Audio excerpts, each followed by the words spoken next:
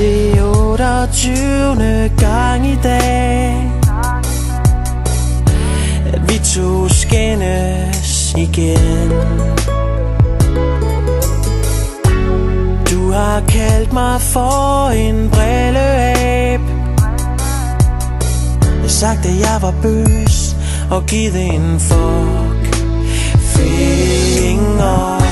Og her i morges, du ringede til mig, sagde jeg var dum og lag på. Jeg blev ikke sur, heller ikke vred. Det var en joke, ja, det var en joke, jeg kunne forstå. Det kaldes ironi, det er den nye form for humor, hvor intet er alvor ironi. Det er der, du siger de ting, du ikke mener. Det kaldes ironi, det er en crazy form for humor, hvor alle er sårbare. Ironi, det kan blive en modepille, hvis I kan forstå det. Ironi.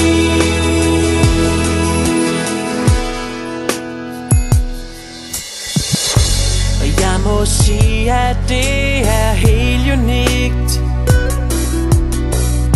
med denne humor, som vi har. Det er et skjold mod følelser, der gør ondt. Det er en maske, det er en maske, vi tager på. Det kaldes ironi, det er den nye form for humor, hvor intet er alvor. Ironi, det er der, du siger de ting, du ikke mener. Det kaldes ironi, det er en crazy form for humor, hvor alle er sårbare. Ironi, det kan blive en modepille, hvis I kan forstå det. Ironi. Pas på, for det kan gøre næs, hvis ikke humoren er på plads. Jeg tager og tænker på det, når I vil prøve at bruge ironi.